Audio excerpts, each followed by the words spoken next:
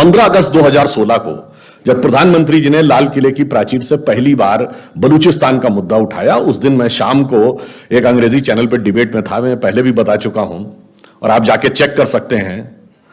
उस समय वह टाइम्स नाउ पे उस समय अर्णब गोस्वामी वाली ही डिबेट में था। अब वहां वॉशिंगटन डीसी से एक बलूच नेता बैठे हुए थे, अहमद मुफ्ती खान, और पाकिस्तान की तरफ से जनरल शफकत सईद थे। अब उसने ये कहा, बलूच नेता ने, जो अमेरिका से बैठा था, कि इन दिस इंटायर रीजन, यानी रीजन जिसमें पाकिस्तान है, कहता है every country is having an identity, history and culture. उसने कहा कजाक से कजाकिस्तान है, उज्बेकों से उज्बेकिस्तान है, अफगानों से अफगानिस्तान है, बलूचों से बलूचिस्तान है। Then he said if there is any one fake country in this region which is having no identity and history, that is Pakistan. अब ये सुनने के बाद जो पाकिस्तान के प्रतिनिधि थे वो थोड़ा से नाराज हुए। उन्होंने कहा what you are saying, it means you are not Pakistani. अब देखिए बलूच नेता क्या कहता है, yes we are not Pakistani, we are Baloch. तो वो कहता है कि पाकिस्तानी नहीं तो आर यू हिंदुस्तानी। अब सुनिए आगे वो क्या कहता है, कहता है yes we are Baloch, we are not Pakistani and we are Hinglaj Mata की संतान है। देखिए हिंगलाज माता का मंदिर बलूचिस्तान। अब सुनिए इसके बाद तो उसका आपा खो जाना स्वाभाविक था। अब वो अंग्रेजी चैनल में हिंदी पे आ गया, अब वो अबे तबे पे आ गया और उसने कहा अबे हिंगलाज माता क्यों, फिर भारत माता ही बोल दे।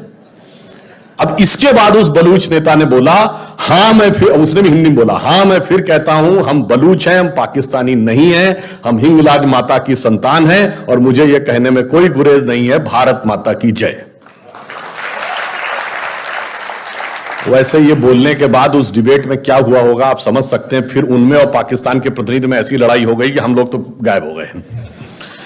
परंतु मैं ये कहना चाहता हूं कि ये ऐसा सूत्र है कि राजनीतिक दृष्टि से वो हिस्सा किसी के भी पास चला जाए, आपकी भावना, संस्कृति और संस्कार से जुड़ा रहता है। इसीलिए जो हमारा कॉन्सेप्ट है पॉलिटिको टेरिटोरियल नेशन, यानी भू राजनीतिक राष्ट्र नहीं, राज्य वो है जो एक जमीन का हिस्सा एक पॉलिटिकल पावर से गवर्न होता है। राष्ट्र वो है जो श्रद्धा के एक केंद्र से गवर्न होता है। उसमें वह हिस्सा किस पॉलिटिकल पावर के पास है उससे ज्यादा यह महत्व होता है कि आप उसके साथ किस तरह जुड़े हुए हैं। आप देखिए हमारे राष्ट्रगान में पंजाब, सिंध, गुजरात, मराठा है कि नहीं? सिंध तो हमारा राजनीतिक राष्ट्र का हिस्सा नहीं है पर हमारे सांस्कृतिक राष्ट्र का हिस्सा है। ननकाना साहब, करतारपुर साहब हमारे पॉलिटिकल टेरिटरी का हिस्सा नहीं है पर हमारे कल्चरल नेशनलिज्म का हिस्सा है। सिंधु घाटी की सभ्यता, जिसे सिंधु सारस्वत सभ्यता कहते हैं, उसका बहुत बड़ा इलाका पाकिस्तान में चला गया। क्या कोई उसको पाकिस्तान का कल्चर मानता है? कोई पढ़ाता है उसमें हिस्ट्री में? इंडियन हिस्ट्री में पढ़ाया जाता है। गांधार आज हमारा पॉलिटिकल टेरिटरी का हिस्सा नहीं है मगर गांधारी हमारी संस्कृति का हिस्सा है। इसलिए मैं कहता हूं हमारी संस्कृति का व्याप क्या है इसे समझना चाहिए और उसका प्रभाव क्या है यह भी समझना चाहिए। मैं आपसे यह पूछना चाहता हूं कि हमारी संस्कृति की महानता जानते क्या है? बाकी दुनिया में जितने धर्म और संस्कृति हैं उसमें सिर्फ उस धर्म और संस्कृति को मानने वाले उसको मानते हैं। हमारे यहां जो यदि हिंदू को एक रिलीजन माने तो हिंदू तो धर्म है, तो जो उसको नहीं भी मानते यानी उस धर्म के या उस पंथ के या उस पद्धति के अनुयायी नहीं है वो भी हमारे प्रतीक को अपना मानते हैं। अगर मैं आपसे पूछूं दुनिया में एक देश बताइए जिसका राजा टाइटल होल्ड करता हो किंग रामा, वो है थाईलैंड, जहां का राजा टाइटल होल्ड करता किंग रामा द 10th। आप सब यहां भगवान गणपति की पूजा करते हैं, कोई एक देश बताइए जिसके नोट के ऊपर गणपति का चित्र हो, तो वो भारत नहीं है, वो है इंडोनेशिया, जो दुनिया का सबसे बड़ा मुस्लिम देश।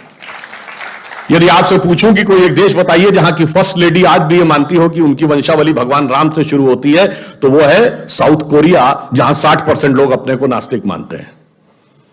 हरे रामा हरे कृष्णा मूवमेंट एक दौर में यूरोप में रहा हो या आज इस्कॉन का मूवमेंट हो, इसमें से कोई भी न भारत सरकार या भारत की किसी भी सरकार के द्वारा समर्थित है, न किसी हिंदू समाज के द्वारा स्पॉन्सर्ड है, परंतु वह पूरे क्रिश्चियन यूरोप से लेके मुस्लिम इंडोनेशिया तक और थाईलैंड से लेके नास्तिक साउथ कोरिया तक सब के सब उस प्रतीकों को मानते हो। तो मैं चुनौती से कहता हूं, कोई दूसरी संस्कृति, धर्म, संप्रदाय बता दीजिए जहां उसको न मानने वाला भी उतनी ही श्रद्धा रखता हो जितना कि आप रखते हैं। कभी बैंकॉक में जाइए तो जो थाईलैंड के राजा का पुराना महल दिखाया जाता है, उसके चारों तरफ 256 गरुड़ बने हैं, और गाइड से पूछिए गरुड़ क्यों बने हैं, तो कहता है in our culture king is considered as incarnation of Hindu god Vishnu, and since Garuda is the vehicle of Vishnu, so entire palace is designed in such a way as if it is situated on the back of Garuda.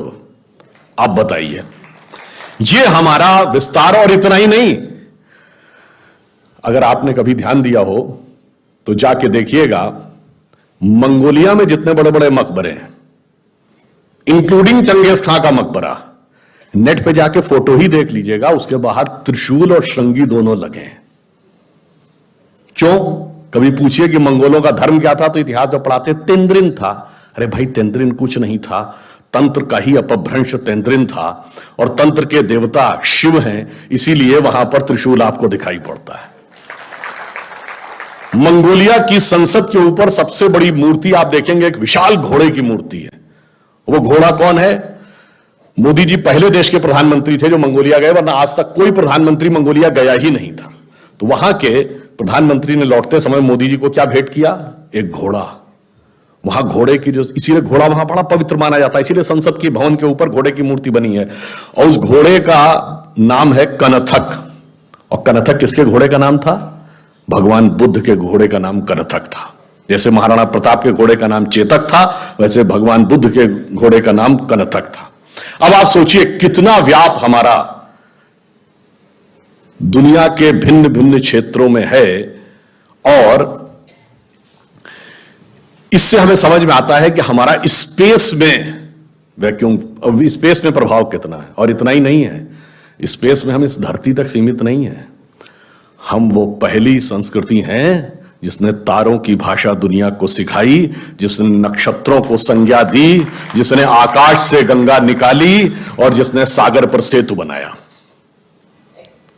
मैं तो यह भी पूछना चाहता हूं मेरे भाई, जिन लोगों को लगता हो कि यह कल्पना है, वैसे तो वो आपके अज्ञान के कारण कल्पना लगती, जैसे बहुत सी चीजें विज्ञान की आज से 100-150 साल पहले कल्पना लगती थी, पर उनसे पूछ लो कि भाई ऐसी कल्पना भी तुम क्यों नहीं कर पाए?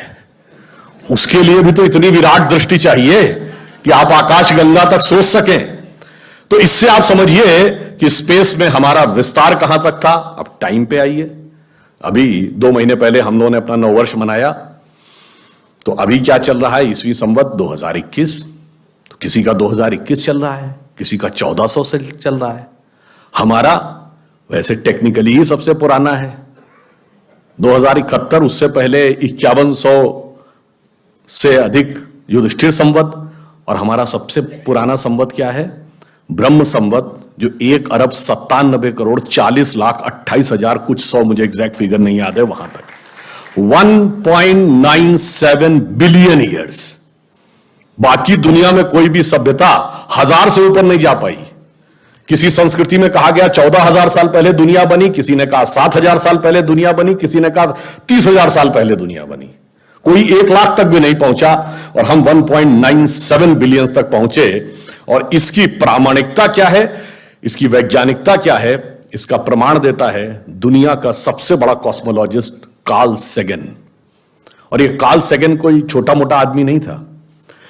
आप में से जो लोग विज्ञान में रुचि रखते होंगे उनको पता होगा कि first man made object which has gone beyond solar system, सौर मंडल के परे जाने वाला पहला मानव निर्मित उपग्रह वॉयेजर है, जो 1978 में छोड़ा गया था।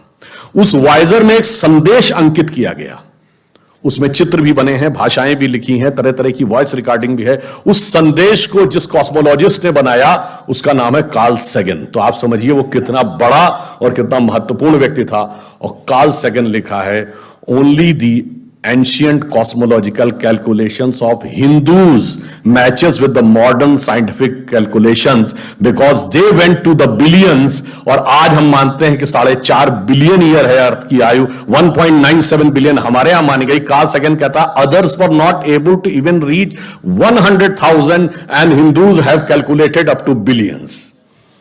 तो अब ये एक वैज्ञानिक कह रहा है कि हमारा टाइम में कितना लंबा व्याप है और स्पेस में कितना लंबा व्याप है।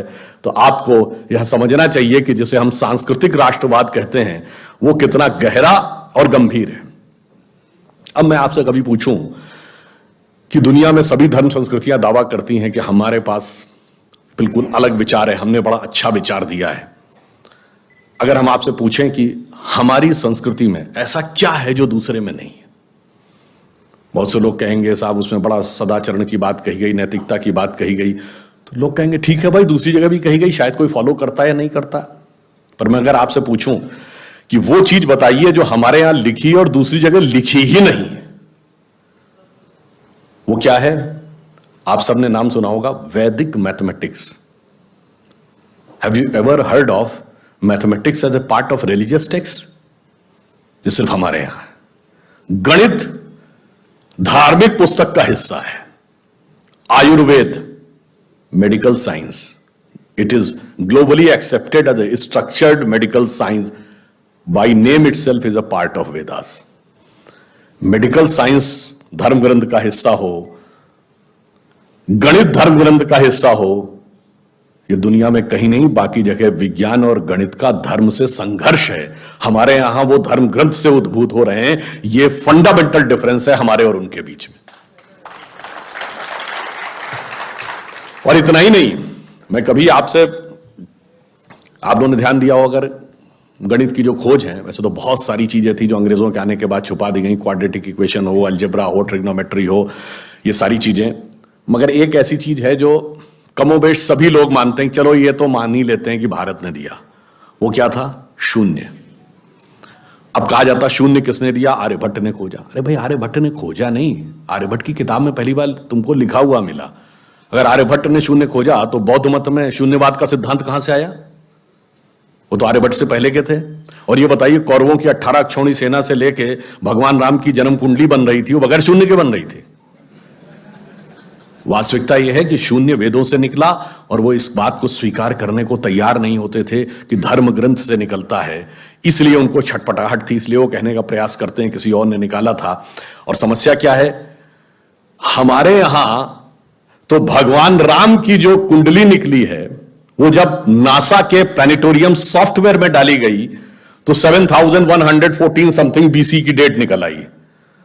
अब बताइए, वैसे तो मैं नहीं मानता कि वो डेट सही है, उसको उसके अंदर नक्षत्रों का कैलकुलेशन किया जाए तो बहुत पीछे आएगा, परंतु बताइए उन लोगों ने हमको समझा दिया कि हम अवैज्ञानिक हैं और हम अंधविश्वासी हैं, जिनमें किसी एक के यहां लिखा है कि धरती चपटी है और एक के में लिखा धरती के चारों तरफ सूरज घूमता है। और ऐसे महान ज्ञानदेव पाड़े लोगों ने हम लोगों को समझा दिया कि हम अनसाइंटिफिक थे और धरती को चपटी और धरती को इस सौरमंडल का केंद्र कहने वाले लोग वैज्ञानिक थे। आज भी जब सूर्य ग्रहण या चंद्र ग्रहण होता है, आप नासा की ऑब्जर्वेटरी बताती है ना, 1950 से पहले नासा नहीं था। आप जाके पूछिए गांव में कोने में बैठे हुए किसी पंडित से, कहिए पंडित जी पंचांग में देख के बताओ सूर्य ग्रहण कब है, और जो वो हमारा पंचांग बताता है और जो नासा की ऑब्जर्वेटरी बताती है, कभी उसमें दिन तो छोड़िए घंटे और मिनट का भी अंतर देखा है? हमारा तो कैलकुलेशन 5500 साल से एज इट इज चला रहा है और उसके बाद उन्होंने हमें बताया कि हम अवैज्ञानिक हैं। आज भी आप बताइए, उत्तर भारत में उतना नहीं दिखता, दक्षिण भारत के मंदिरों में जाइए, नवग्रह बने हैं तो सूर्य केंद्र में है कि धरती केंद्र में है? सूर्य के 7 किरणें होती हैं, 7 घोड़े सूर्य के बने कि नहीं मंदिरों में? अब बताइए, ऐसा हमारे दिमागों में भर दिया जाता है। हम सब ने, जिसने भी, हम लोगों ने भी विज्ञान में पढ़ा कि सबसे पहले 9 ग्रहों की खोज किसने की? केपलर ने, Kepler's law of planetary motion. हम सब ने, जिसने फिजिक्स पढ़ी होगी 10वीं 11वीं 12वीं में, कभी न कभी Kepler's law of planetary motion पढ़े होंगे कि केपलर ने सबसे पहले बताया कि 9 ग्रह होते हैं। अब ये बताइए, इधर जब हम पूजा करते हैं तो पंडित जी हाथ में जल ले क्या बोलते हैं? ब्रह्मा मुरारी त्रिपुरांतकारी भानु शशि भूमि सुतो बुधश्च और गुरुश्च शुक्र शनि राहु केतु सर्वे ग्रहा शांति करो भवन्तु। अब ये 9 ग्रहों के नाम केपलर बताए थे कि पंडित जी बताए हैं, और हजारों साल से बता रहे हैं। और उसमें मजे की बात यह है कि मंगल के लिए भूमि सुत यानी भूमि का बेटा, धरती का बेटा शब्द है। या अब जाके साइंस ने यह कन्फर्म किया है कुछ समय पहले कि एक थ्योरी है कि कभी एक जमाने में बहुत बड़ा एस्टेरॉयड टकराया था कि धरती से, और धरती का एक टुकड़ा अलग हो गया था, वही टुकड़ा बाद में मंगल बन गया। और भूमि सुत हमारे यहां लिखा हुआ, मंगल के पर्यायवाची में भूमि नंदन भूमि सुत जैसे शब्द हैं। अब आप देखिए क्या वैज्ञानिकता है और कैसे उसको इसमें सम्मिलित किया गया। मैंने क्यों बताया, हमारे यहां विज्ञान और धर्म इस कदर एक मत है कि ये उनकी बुद्धि परप्लेक्स हो जाती है कि कैसे हो सकता है। अब मैं शून्य पे आता हूं, हमने शून्य खोजा, मगर महत्वपूर्ण बात है हमने शून्य क्यों खोजा, हम शून्य खोजने में सफल क्यों हुए और वो क्यों नहीं सफल हो पाए। बड़ी बड़ी दुनिया की civilisation, Chinese civilisation, Mesopotamian, Babylonian, Egypt की सिविलाइजेशन, ग्रीस की civilisation, Roman empire, Turkish empire, Inca, Maya, Aztec, कोई जीरो नहीं खोज पाया। उसका कारण यह है कि जो भी विज्ञान के विद्यार्थी हैं वो शून्य का महत्व समझते हैं। किसी संख्या को आप जितने से डिवाइड करते हैं, x डिवाइडेड बाई n, जो उसका रिजल्टेंट होता है, जैसे आप n की वैल्यू कम करते चले जाते हैं रिजल्टेंट बढ़ता जाता है। यानी किसी संख्या को x बटे 20 से x बटे 10 का मान ज्यादा होगा, x बटे 5 उससे ज्यादा होगा, x बटे 4, 3, 2, और जब x डिवाइडेड बाई 1 होगा तो क्या होगा, x हो जाएगा। इसका मीनिंग जानते क्या है? अब मैं आपको बताता हूं ये किस ढंग से हमारे व्यवहारिक जीवन और चेतना का हिस्सा था। आप लोग कभी ये सोचिए कि आपको जीवन में क्या अच्छा लगता है और अच्छा लगना क्या है। मैं बिल्कुल साइंटिफिक एक्सप्लेनेशन की बात कर रहा हूं। Happiness is considered to be an energised state of mind. जब आप खुश होते हैं तो आप ऊर्जा महसूस करते हैं अपने मन में, मस्तिष्क में। अब आपने माना मुझे अमुक गाड़ी से घूमना अच्छा लगता है, अमुक कपड़ा पहनना अच्छा लगता है, अमुक चीज खाना अच्छा लगता है, फला मोबाइल मिल जाए अच्छा, फला जगह घूमने को मिल जाए, से 20 थिंग्स। तो your energised state of mind is associated with 20 things. वो इंटेंगल्ड हो गई है 20 जगह। अब आप अपने मन में सुख के लिए उन 20 वस्तुओं पे आश्रित हैं, तो x डिवाइडेड बाई 20 है। अब मान लीजिए आपने आत्म संयम किया और 5 चीजों से अपना मन हटा लिया, तो x डिवाइडेड बाई 15 हो गया, नेट रिजल्टेंट बढ़ गया। क्यों? वो ऊर्जा जो उन 5 पदार्थों के साथ संलिप्त थी वो आपने बचा ली, तो वो आपके अंदर रह गई, तो by law of conservation of energy आपका एनर्जी लेवल बढ़ गया। जब आप x बाई 10 पे आ गए एनर्जी लेवल और बढ़ गया, और संयम किया 5 चीजों पे आ गए एनर्जी लेवल और बढ़ गया। अब इसके आगे की यात्रा जो 5 चीजें हैं उसके आगे की यात्रा x बाई 5 के ऊपर की यात्रा थोड़ी कठिन चुनौतीपूर्ण है, यह सिर्फ सन्यासी कर पाते हैं। 5 चीजें क्या हैं? भोजन, वस्त्र, आवास, श्वास और ईगो, अस्तित्व। तो सबसे पहले क्या छोड़ते हैं? आवास। कहते हैं ना कि करतल भिक्षा तरतल वास। अब सन्यासी का कोई घर नहीं होता, तो x बाई 4 हो गया, independent of house, no need. फिर क्या आता है? वस्त्र छोड़ते हैं, नागा साधु या दिगंबर जैन। अब चेतना उस अवस्था तक पहुंच गई जहां दिशाएं ही आपको अपना वस्त्र नजर आने लगती हैं, x बाई 3 हो गया। अब भोजन, अब कॉन्शियसनेस उस लेवल पे पहुंचती है जहां पर उसको ऊर्जा लेने के लिए पदार्थ की जरूरत नहीं है, वो सीधे कॉस्मिक एंगल से एनर्जी ले सकती है। जैसे आपने सुना होगा बहुत से ऐसे महात्मा होते हैं महीनों महीनों तक नहीं खाते हैं। वो एक स्टेज आती है जब आप उस अवस्था में पहुंच जाते हैं कि आप सीधे कॉस्मिक एनर्जी को ग्रहण करने की स्थिति में आ जाते हैं, आपको मटेरियल एनर्जी की जरूरत नहीं, तो x बाई 2 हो गया। अब है श्वास एंड योर एग्जिस्टेंस। जब तक मेरी सांस चल रही है तब तक मैं हूं, पर जिस क्षण आप श्वास को भी नियंत्रण करने की क्षमता प्राप्त कर लेते हैं, your consciousness become independent of your breathing. मैं चाहूंगा तो मेरी सांस चलेगी, जब नहीं चाहूंगा तो सांस नहीं चलेगी, फिर चाहूंगा तो सांस चलने लगेगी। यह अवस्था होती है समाधि की अवस्था। तो आप x बाई 1, तो x by 1 is equal to x। अब आपने आत्म स्वरूप का साक्षात्कार कर लिया, परंतु एक चीज रह गई, मेरा एग्जिस्टेंस, मैं एक एंटिटी हूं, मैं एक व्यक्ति हूं, मैं एक पुरुष हूं, मेरा नाम है, वो तो है ना। जिस क्षण आप अपने कॉन्शियसनेस को अपने एग्जिस्टेंस से इंडिपेंडेंट कर लेते हैं तो एन की वैल्यू क्या हो गई? 0। तो x divided by 0 is equal to infinity. तो अनंत की यात्रा शून्य से होकर जाती है और हम अनंत खोज रहे थे, इसलिए हम शून्य को खोजने में सफल हुए। यह मूल कारण है कि हम भारतीय शून्य को क्यों खोज पाए। और इसीलिए, और यह बात हमारी संस्कृति में ऐसी रची बसी है कि हमें कभी ध्यान ही नहीं आता कि इसका कोई साइंस और मैथ से संबंध है। एक दोहा है बड़ा प्रसिद्ध कि भाई जब आप शून्य में उतर जाते हैं तो आपको बाहर की कोई ध्वनि सुनाई नहीं पड़ती। तो कहते हैं ना कि हृदय का एक अनहद नाद सुनाई पड़ता है। अनहद वर्ड आप लोगों ने सुना होगा, अनहद नाद जो हृदय में होता है। तो हमारे यहां क्या कहा गया, जीवन का लक्ष्य क्या है कि जात हमारी ब्रह्म है और माता पिता है राम, घर अपनों है शून्य में अनहद में विश्राम। लक्ष्य जीवन का यह था, अनंत तक पहुंचना था, वह मार्ग शून्य से होकर जाता है। यह हमने दुनिया को बताया। यह ज्यादा बड़ी बात है। कैलकुलेशन तो कंप्यूटर भी करके दिखा देगा, मगर शून्य का रास्ता सिर्फ भारत, अनंत का रास्ता शून्य के माध्यम से सिर्फ भारतीय वांग्मय दिखाएगा। अब मैं दूसरी बात कहना चाहता हूं। जो मैंने आपसे कहा कि हमारे किस ढंग से चीजें एक दूसरे में गुथी हुई रहती हैं, हमें समझ में नहीं आता। जैसे आजकल काशी विश्वनाथ का विषय बहुत चल रहा है, तो बहुत से लेफ्ट लिबरल एक्टिविस्ट कहते हैं क्या जरूरत है इसमें, इससे क्या लाभ होने वाला था, काशी में कॉरिडोर बनवा दिया प्रधानमंत्री जी ने, अब आप इसके ऊपर संघर्ष कर रहे हैं, क्या फायदा। तो फिर मैं कहता हूं, जब आप काशी विश्वनाथ में अपना सर श्रद्धा से झुकाते हैं तो अमरनाथ, रामेश्वरम, सोमनाथ, मल्लिकार्जुन से तो आपका श्रद्धा जुड़ता ही है, पशुपतिनाथ काठमांडू से भी जुड़ता है और पाकिस्तान के कटासराज से भी जुड़ता है। और इतना ही नहीं, विश्व की सबसे बड़ी साइंटिफिक खोज 21वीं सदी की जो यूरोप की सन लेबोरेटरी में हुई है, जो हिग्स बोसॉन है, जिसे नॉर्मल भाषा में गॉड पार्टिकल कहते हैं, उसकी लॉबी में जाइए तो तांडव करते हुए शिव की मूर्ति लगी है, नटराज की वह मूर्ति जो तंजावुर में प्राप्त हुई थी।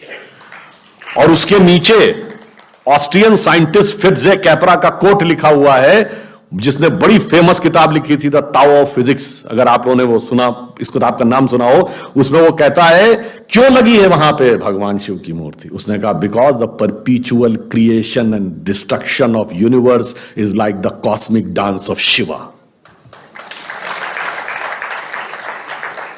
और वो ऐसे ही नहीं है। देखिए, मैं यह बताना चाहता हूं कि हमारे यहां वो चीजें कैसे जुड़ी। उसने कहा कॉस्मिक डांस ऑफ शिवा, तो क्रिएशन और डिस्ट्रक्शन के देवता शिव ही क्यों माने गए। और शिव की खास बात क्या है कि उनके 3 नेत्र कहे गए हैं और कहा गया तीसरा नेत्र जब खुलेगा तो संसार भस्म हो जाता है। ठीक, और तीसरा नेत्र खोल के उन्होंने सबसे पहले किसको भस्म किया था? कामदेव को। ये कहानी नहीं है, इसमें बहुत गहरा दार्शनिक तत्व है। देखिए, इस संसार में जो आप वर्ल्डली अफेयर्स में जुड़े रहते हैं, उस वर्ल्डली अफेयर्स में जैसे आप रात में सपना देख रहे होते हैं, तो जब आप स्वप्न देखते हैं तो स्वप्न एकदम आपको रियल नजर आता है कि नहीं। अगर सपने में आपने देख लिया शेर ने आपको पकड़ लिया है, आपकी आंख खुलती तो आप पसीने से लथपथ होते, जबकि आप तो बेड पर पड़े थे। तब आपको समझ में आता है कि ना वहां पे कोई शेर था, ना वहां कोई जंगल था, ना कुछ था, आपकी चेतना भिन्न भिन्न रूपों में थी। जैसे ही आंख खुली स्वप्न भस्म हो गया।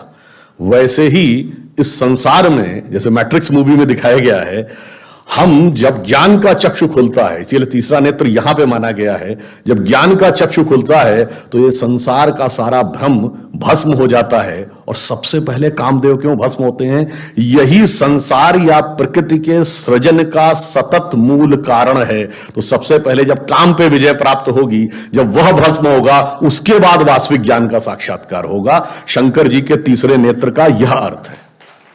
इसीलिए भारतीय संस्कृति में पुरुषों में तिलक और स्त्रियों में बिंदी लगाने का जो उदाहरण है, वो केवल इसलिए है कि अपने तीसरे नेत्र को ध्यान रखो, यानी जहां से knowledge, the I of wisdom, the I of knowledge, वो दिखनी चाहिए। और अब मैं आता हूं इसी बात पे। देखिए कैसे चीजें आपस में कनेक्टेड है। भगवान शंकर किस चीज के देवता माने गए? मैंने कहा तंत्र के। तंत्र सूत्र सारा शंकर ने पार्वती को समझाया। अब आप आइए, भगवान शंकर के सबसे प्रिय बेटे कौन है? गणपति। अब आपने कभी सोचा कि भगवान गणपति का जो स्वरूप है, मनुष्य का शरीर है, हाथी का सर है, चूहे की सवारी है, यह संयोजन कुछ विचित्र सा नहीं लगता? और उसके बाद भी आपने जब भी देखा होगा तो गणपति की सूंड सीधी नहीं है, घूमी हुई सूंड है। और एक ही दांत क्यों है? हाथी के तो 2 दांत होते हैं। अच्छा, अगर एक दांत भी है तो एक दांत तोड़ के हाथ में क्यों लिया हुआ है? वो एक ही दांत बनाते। ऐसा नहीं है, वास्तविकता जानते क्या? और वो है क्या? आपके महाराष्ट्र में अष्टविनायक हैं। आज मुझे भी राजनगांव में अष्टविनायक में से एक विनायक के दर्शन का सौभाग्य मिला। तो 8 ही विनायक क्यों हैं? 7 या 9 क्यों नहीं? आजकल ऐसी तो तर्क करते हैं ना, लेफ्ट लिबरल, और कई बार हमारी युवा पीढ़ी भी उसी में प्रभाव में आ जाती है। उसका कारण जानते क्या है? चाहे भगवान शिव हो या भगवान गणेश हो, उनका पूरा का पूरा जो स्वरूप है ना, वो हमारी चेतना के एक बहुत गहन स्वरूप का प्रकटीकरण है, और वो कॉन्शियसनेस का एक शिक्षा देता है, एलिवेशन ऑफ कॉन्शियसनेस का। भगवान गणेश जी के 8, जानते हैं अष्टविनायक क्यों है? वो 8 सिद्धियों के देवता है। अणिमा, महिमा, गरिमा, लघिमा, प्राप्ति, प्रकाम्य, ईश्वरत्व, वशिष्ठ, 8 सिद्धियां हैं, इसलिए अष्टविनायक है। हर विनायक का स्वरूप एक एक सिद्धि देता है। और मनुष्य का शरीर और हाथी का सर क्यों है? हाथी के सर में गजमुक्ता होती है। उनका पूरा स्वरूप कुंडलिनी जागरण की प्रक्रिया का अंग है, इसीलिए सूंड उस कुंडलिनी की प्रतीक है। ब्रह्मरंध्र यहां माना गया है, इसीलिए हाथी लिया गया जिसके गजमुक्ता होती है। माना जाता है मस्तक में एक पिनियल ग्लैंड जैसी होती है। और वह सूंड कभी नीचे नहीं है, ऊपर उठी है, क्योंकि सामान्यतः मनुष्य की जो गति होती है वो अधोगामी होती है। यानी अगर व्यक्ति को अकेला छोड़ दिया जाए, नियम कानून समाज के बंधन ना हो, तो वो पाश्विक प्रवृत्तियों की तरफ भागता है, यानी चाहेगा जबरदस्ती सब कब्जा कर लो। यह है अधोगामी प्रवृत्ति। पर जब ऊपर की तरफ आते हैं तो वो ऊर्ध्वगामी हो जाती, इसलिए सूंड उनकी नीचे की तरफ नहीं, कर्व्ड है, यानी उस अवस्था का प्रतीक है जब आप डाउनवर्ड से अपवर्ड की तरफ जा रहे हैं। और चूहे की सवारी क्यों है? चूहा हमेशा जमीन के नीचे बिल बनाता है, यानी आपको अपनी चेतना के अंदर जाकर बैठना होगा, तब आपको यह शक्तियां क्रमशः प्राप्त होंगी। और जब आप मूलाधार, स्वादिष्ठान, अनाहत और विशुद्ध चक्र यानी 4 चक्र पार करते हैं 7 में से, अब चौथे चक्र के बाद की यात्रा संसार और ईश्वर दोनों के एक साथ संबंध से नहीं चल सकती। अब एक के साथ संबंध विच्छेद करना पड़ता है, इसीलिए हाथी के 2 दांत हैं, मगर उस स्टेज के आगे की यात्रा एक ही दांत, और वो दांत तोड़ा हुआ है दूसरा, यानी संसार से संबंध विच्छेद। अब आगे द्वैत से नहीं अद्वैत से चलेगा, तब ब्रह्मरंध्र में वह प्राप्त होगा। ये गणपति के इस विराट स्वरूप का दार्शनिक अर्थ है कि क्यों वो 8 की संख्या है, क्यों उन्होंने सूंड है, सूंड क्यों ऊपर उठी हुई है। यानी वो दर्शाता है कि अगर हमें अपनी चेतना का विस्तार करना है तो हम किस रूप में कर सकते हैं। भगवान ने वह हमें प्रतीक बताया है। अब बताइए, जब 1854 में न्यूयॉर्क हेराल्ड ट्रिब्यून में कार्ल मार्क्स लिखते थे कि the destruction of Indian society is painful but pleasurable also. उन्होंने लिखा था, हिंदू जाति चाहे कितनी समृद्ध क्यों ना हो, पर जो नंदी, बैल, बंदर, हनुमान या इनको पूजती है वो इसी लायक थी कि उसके ऊपर हुकूमत की जाए। कोई एलिफेंट गॉड कहता है, कोई मंकी गॉड कहता है। मेरे भाई, वो एलिफेंट गॉड नहीं है, उसके समझने लायक जितनी बड़ी बुद्धि चाहिए वो तुम्हारे पास नहीं है, इसलिए तुम नहीं समझ पा रहे हो कि उस एलिफेंट गॉड का मतलब क्या है। तो हम मूर्ख नहीं थे। कौन मूर्ख था? मार्क्स के पास वो क्षमता नहीं थी कि वो हनुमान जी का अर्थ समझ सकें, शिव जी का अर्थ समझ सकें और गणपति का अर्थ समझ सकें। ये मैंने इसलिए आपको बताया कि ये चीजें किस ढंग से आपस में इंटरकनेक्टेड हैं, कि आपको किसी भी चीज में आगे बढ़ना है तो कहां पे साइंस है और कहां पे संस्कृति है, कहां पे धर्म है। इस बात का कहीं पर हमारे यहां, जिसे कहते नहीं कि इंटरडिसिप्लिनरी ट्रांजिशन, जब आप एडवांस स्टेज में चले आते, अमेरिका में क्या होता है कि आप इंजीनियरिंग में करने के बाद भी मेडिकल में पीएचडी कर सकते हैं। जब आप एक हाईएस्ट नॉलेज के लेवल पे चले जाते हैं तो अब इंटरमीडिएटरी ट्रांजिशन पॉसिबल होता है, वो वहां पर हमारे यहां दिखाई पड़ता है। अब मैं आपको ये बताना चाहता हूं कि ये मैंने सिर्फ एक उदाहरण इसलिए बताया कि कभी कभी हमारे मन में या कई बार मन में संशय रहता, हमें समझ नहीं आता। अभी देखिए मधुराष्टक बोला जा रहा था, तो आपने कभी सोचा कि हम राधा कृष्ण क्यों कहते हैं? ये सारी चीजें एक ही चीज की प्रतीक बता रही हैं, जो मैंने आपको बताया, शून्य की खोज की। भगवान कृष्ण किसके प्रतीक हैं? कृष्ण का अर्थ क्या होता है? काला। जब आप ध्यान लगाते हैं आपकी आंखों के सामने क्या होता है? काला। तो जब आप गहराई से उसमें उतरते हैं तब आप चेतना की किस अवस्था में पहुंचते हैं? आपकी जो प्रवृत्ति है वो डाउनवर्ड है। आप कभी ध्यान लगाइए तो आपकी प्रवृत्ति हमेशा किसी नेगेटिव चीज की ओर भागेगी या वर्ल्डली चीज की ओर भागेगी। जब आपके मन की धारा जो अधोगामी है, जब आप उसे नियंत्रण करके ऊर्ध्वगामी कर लेंगे, रिवर्स कर लेंगे, तो धारा का रिवर्स क्या है? बस यही राधा कृष्ण का संयोग है। और इसीलिए कई बार आपसे लोग व्यर्थ के प्रश्न पूछते होंगे कि ये 10,000 गोपियां क्यों थी भगवान कृष्ण के? उनसे कहिए 10,000 नहीं थी, 16,108 थी, क्योंकि 16,108 वेद में ऋचाओं की संख्या है। और यह दर्शाता है कि किसी एक ऋचा को माध्यम बनाकर आप गहराई से अंतर चेतना में उतरेंगे तो उसी ब्रह्मानंद की अनुभूति करेंगे जो दूसरी ऋचा के साथ दूसरे व्यक्ति को उसी ब्रह्मानंद की अनुभूति होगी। और ये बात मैं ऐसे ही नहीं कह रहा हूं, अभी सूरदास का पद मूले जी के उस प्रस्तुतिकरण में कहा गया। सूरदास ने लिखा है, वेद ऋचा भई गोपिका हरिसो कियो विहार। इसलिए वो सारी चीजें जो हमारी, मैंने सिर्फ इसे बताने का प्रयास किया कि हमारी संस्कृति की गहनता, व्यापकता और विराटता हमें समझ में आनी चाहिए, तब हमारे मन में यह कॉन्फिडेंस होगा। अब हम दूसरे विषय पे आते हैं। यह सब तो ठीक है, हमारी संस्कृति में समानता कितनी थी, गहनता, विराटता, व्यापकता तो समझ लिया, पर समानता बताइए। देखिए, पहले तो दुनिया में जितनी भी धर्म संस्कृति होती हैं वो कहती हैं धार्मिक मामले पे तुम्हें टीका टिप्पणी करने का अधिकार नहीं है, लॉजिक करने का अधिकार नहीं है, तर्क वितर्क नहीं चलेगा। जो कह दिया गया उसे मान लो, सरमन एंड प्रीसेप्ट, कह दिया गया मान लो, अन्यथा नरक में जाओगे। कोई दूसरा कहता है नहीं मानोगे तो सर काट दिया जाएगा। मगर हमारे यहां वेदों के ऊपर खुले मन से शास्त्रार्थ की व्यवस्था थी। एक ही पक्ष का अद्वैत की व्याख्या शंकराचार्य अलग ढंग से करते हैं, रामानुजाचार्य द्वैत की व्याख्या करते हैं, तो निम्बार्काचार्य विशिष्टाद्वैत की व्याख्या करते हैं, और खुले मन से डिस्कशन करो। उसके बाद जो निष्कर्ष हो वो मान लीजिए। धर्म ग्रंथ पे डिस्कशन को रिकॉग्निशन सिर्फ हमने दिया, इस मामले में हम दुनिया में सबसे अलग हैं। अब आप आइए, पहली बात तो धर्म ग्रंथ में डिस्कशन हो। अब डिस्कशन करने का अधिकार महिला को, चुनौती से कहता हूं दुनिया में कोई धर्म ग्रंथ बता दीजिएगा जहां पर महिलाओं को अधिकार हो कि वो धार्मिक ग्रंथ पे टीका टिप्पणी कर सकें।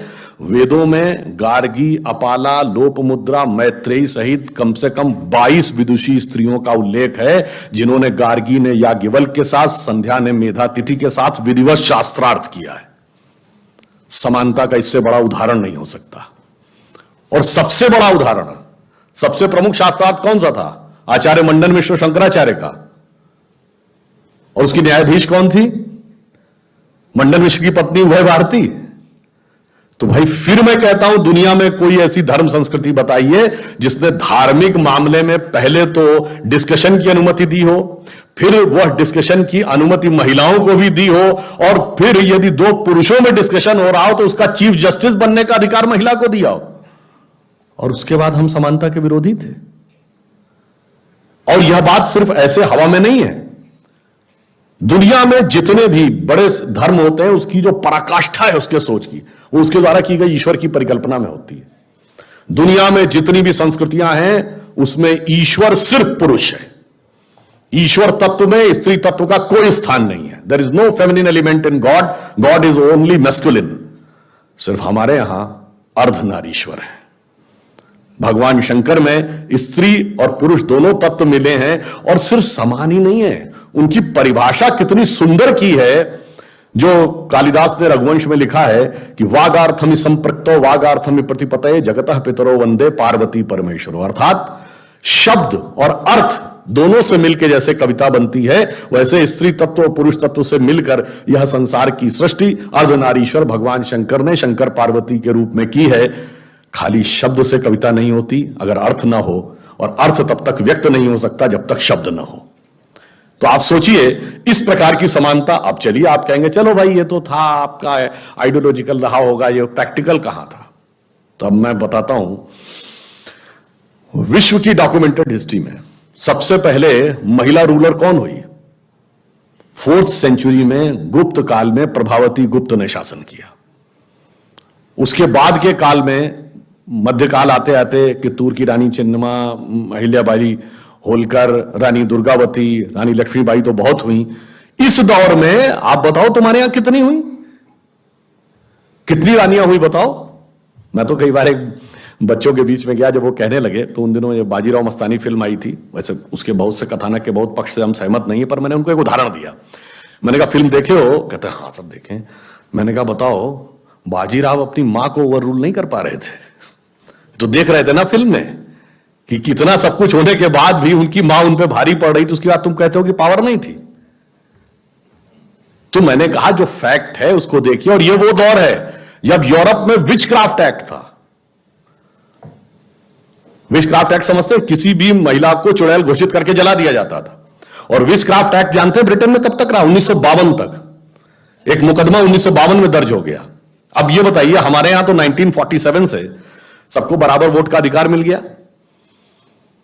1920 और 21 में मैडम भीकाजी कामा वगैरह, एनी बेसेंट कांग्रेस की अध्यक्ष रह ली।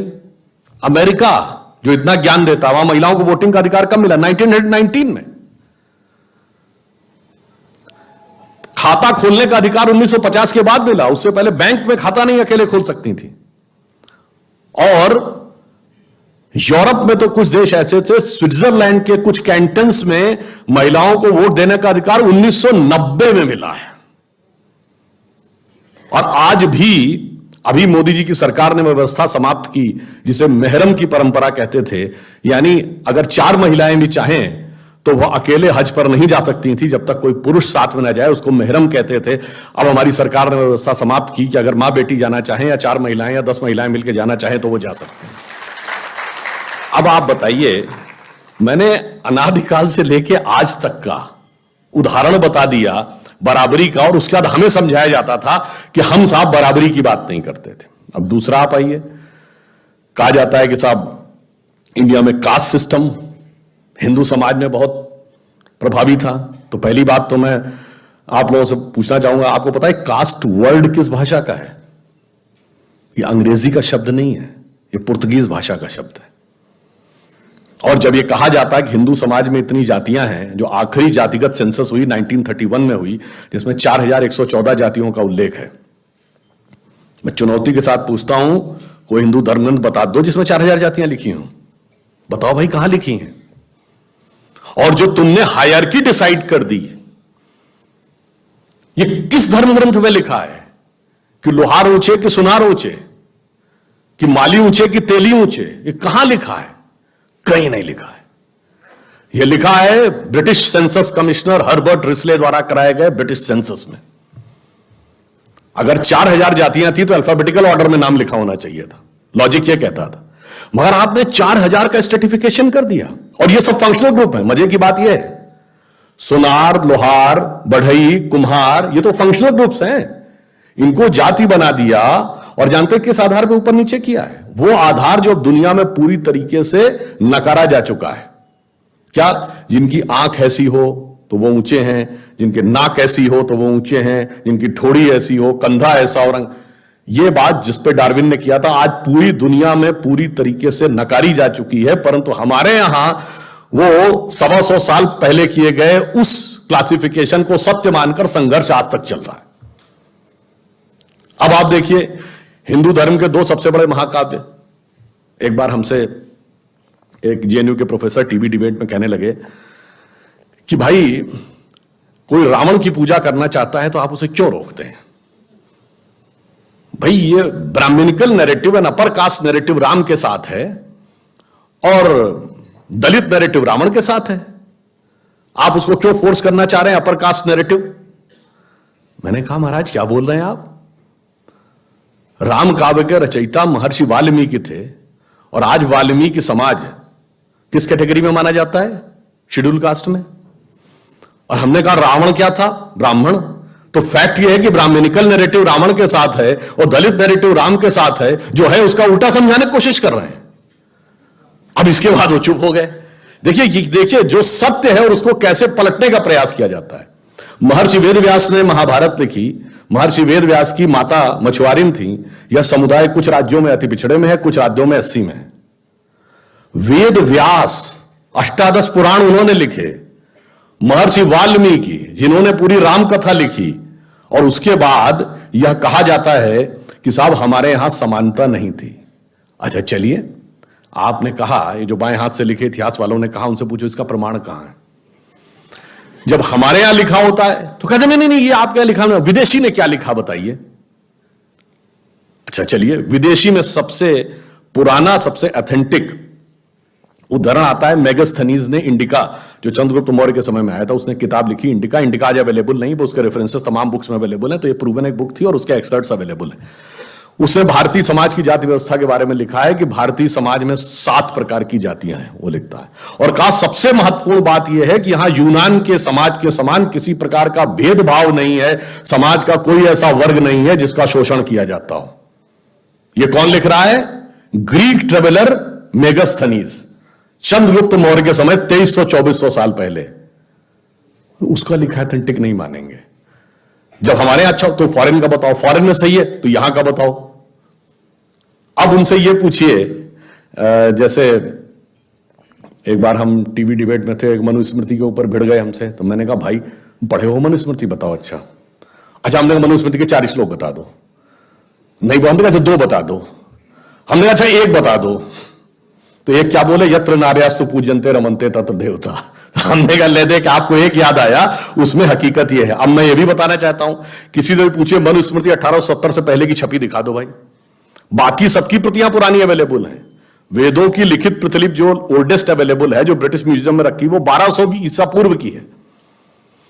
रामचरितमानस भी 400-500 साल पुरानी लिखी हुई है। ये 1870 से पहले की क्यों नहीं है भाई? और जो तुमने छपवाई है वही ऑथेंटिक है। मतलब जो अंग्रेज ने छपवाई है वही ऑथेंटिक है और उसी को लेकर सारा वाद विवाद है। और वो वाद विवाद में भी किस प्रकार का, देखिए, षड्यंत्र और छल है। जैसे ये कहने का प्रयास किया जाता है कि जैसे कोई हमारे सनातन मत और बौद्ध मत में कोई अंतर है। कहते हैं ना मनुवाद और बौद्ध मत। अरे मैंने कहा कभी भाई देख लो, जब पूजा होती है देख लो, एक ही लाइन में दोनों आते हैं। जब पूजा होती है तो कहते हैं स्थान देवताभ्यो नमः, कुल देवताभ्यो नमः। फिर जब टाइम का बताना शुरू करते हैं, जैसे मैंने बताया ना ब्रह्मा जी के समय से, तो जब पूजा में क्या बोला जाता? श्वेत वाराह कल्पे वैवस्वत मनवंतरे। मनु आ गए वैवस्वत मनु के समय में। वैवस्वत मनवंतरे कलयुगे प्रथम चरणे बुद्धावतारे। फिर कहता अमुक नाम संवत्सर, अमुक नाम तिथि, अमुक नाम नक्षत्र। एक ही लाइन में मनु और बुद्ध दोनों का नाम हर पूजा में लिया जा रहा। उसके बाद कहते जी हम अलग हैं। और मैं फिर कहना चाहता हूं, एक जगह लिखा दिखा दे, यहां भगवान बुद्ध ने कहा मैं नया धर्म चला रहा हूं। भगवान बुद्ध ने जब पहला उपदेश दिया सारनाथ में, जिसको धम्म चक्र प्रवर्तन किया, उसके बाद क्या बोला? एसो धम्मो सनातनो। यही सनातन धर्म है। यानी उन्होंने एक नई व्याख्या की, और वो भी काशी के पास जाके की। मगर बाद में अंग्रेजों के लिखे इतिहास में उसको खूब घाल मेल करके जितना टकराहट क्रिएट की जा सकती थी। सम्राट अशोक के विषय में कहते हैं, बल्कि कल भी मैंने उस पर टीवी में बोला था कि सम्राट अशोक के 180 से अधिक शिलालेख उपलब्ध हैं, अफगानिस्तान से लेकर बर्मा और नीचे कर्नाटक तक। कहीं पे उसने ये लिखा हो सिर्फ कि केवल बौद्धों का सम्मान करो, कहीं नहीं लिखा है। उसने लिखा भिक्षुओं का, श्रमणों का, ब्राह्मणों का सम्मान करो। अरे भाई अशोक ने कहां लिखा मैं बौद्ध हूं, ये बता दो, एक जगह लिखा दिखा दीजिए। कोई भेद ही नहीं था, सबको समान रूप से मानते थे। वेनसांग हर्षवर्धन के समय में आया, वेनसांग ने लिखा है कि हर्ष तो भगवान बुद्ध को इतना मानते थे वो बौद्ध है। और वे हर्षवर्धन के दरबार के कवि बाण भट्ट ने उन्हें शैव लिखा है। क्यों? इसलिए कि सभी के प्रति इतनी श्रद्धा थी कि बाहर वाले को लगता था कि ये तो इनको मानते तो इसी के प्रतीक होंगे। कारण क्या था कि भारतीय समाज में किसी प्रकार का भेदभाव नहीं था। इसीलिए आप देखिए हिंदू समाज में आप शंकर जी के मंदिर में चले जाइए या विष्णु जी के मंदिर में चले जाइए या देवी के मंदिर में चले जाइए, इट हार्डली मैटर्स।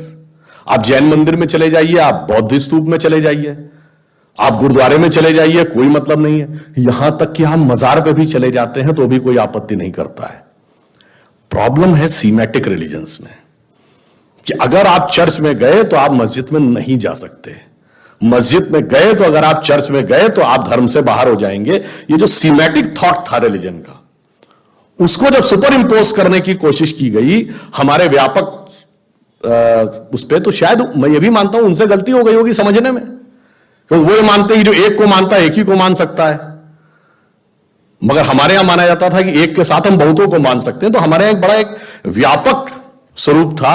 उस व्यापक स्वरूप को कई बार समझने में गलती और समझने के बाद कुछ जगहों पे गलती और कुछ जगहों पे बहुत जानबूझकर जो षड्यंत्र रचने का प्रयास किया जाता है वह था। और इसके बाद अब मैं आपको, ये तो चलिए हुआ सांस्कृतिक बात, अब एक यथार्थ व्यवहारिक बात बता देता हूं।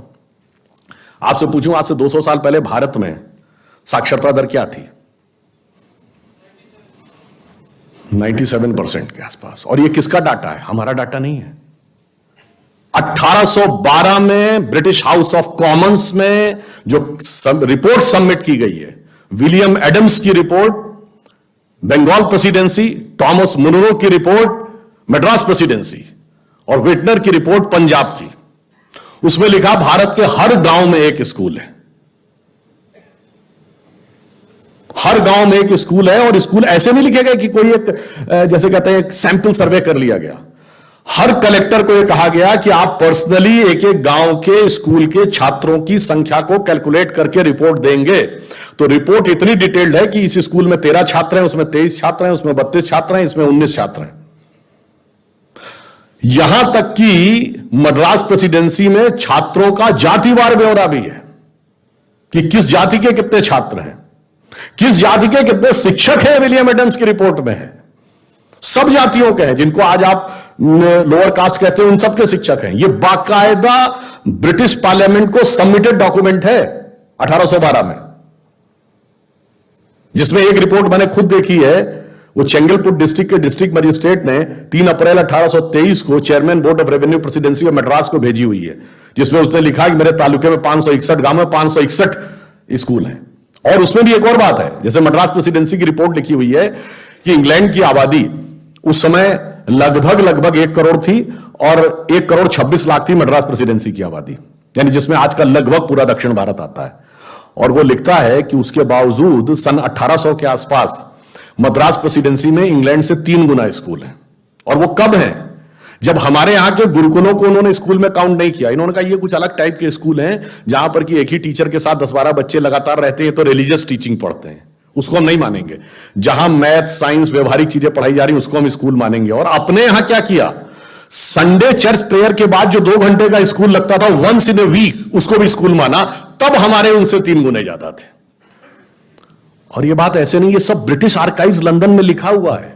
और ये बात मैं ऐसे ही नहीं बोल रहा हूं, अगर किसी को आपत्ति है तो मैं चुनौती के साथ कह रहा हूं, ये बात 1929 में जब राउंड टेबल कॉन्फ्रेंस में गए हैं तो रॉयल सोसाइटी लंदन में महात्मा गांधी ने बोली है। और उसके बाद वहां सर फिलिप हॉटॉक थे, वो भिड़ गए इस बात पे। महात्मा गांधी ने लिखा कि 100 साल पहले भारत की शिक्षा व्यवस्था बहुत अच्छी थी, it was a beautiful tree, जिसको कि अंग्रेजों ने कुरेद कर नष्ट कर दिया।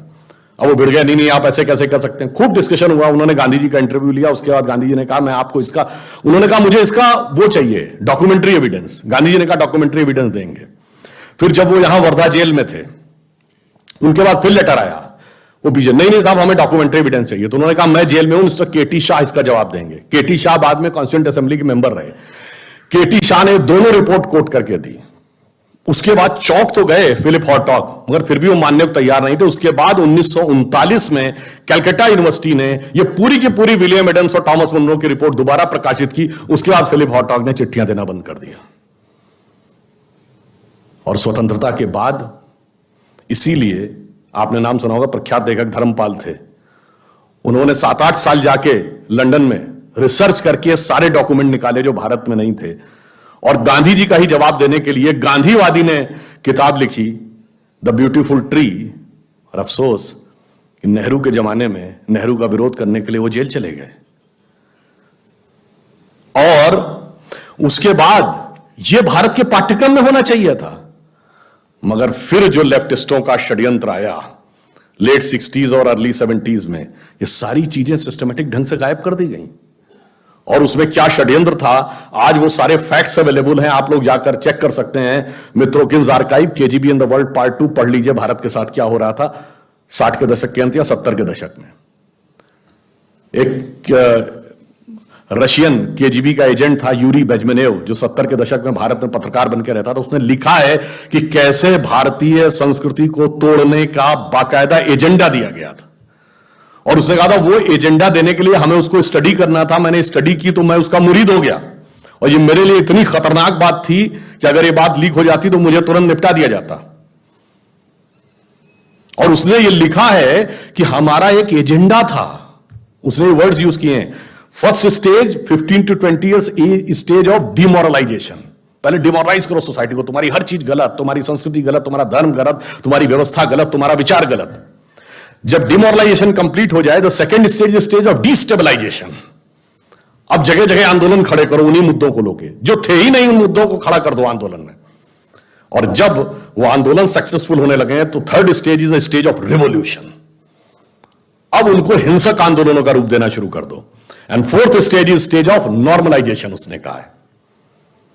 और फिर उसने कहा, अब तो सारी बातें हैं कि भारत का इंटेलेक्चुअल संस्थान, भारत का मीडिया में कैसे लोग थे, जुडिशरी में कैसे था, सरकार में कैसा था, कांग्रेस पार्टी के अंदर उनकी क्या क्या दखल थी। और इसीलिए मैंने बात पहले भी कई बार कही, 1970 के बाद से एक पिछले 50 साल की मूवी बताइएगा जिसमें भगवा वस्त्रधारी को पॉजिटिव रोल में दिखाया गया हो।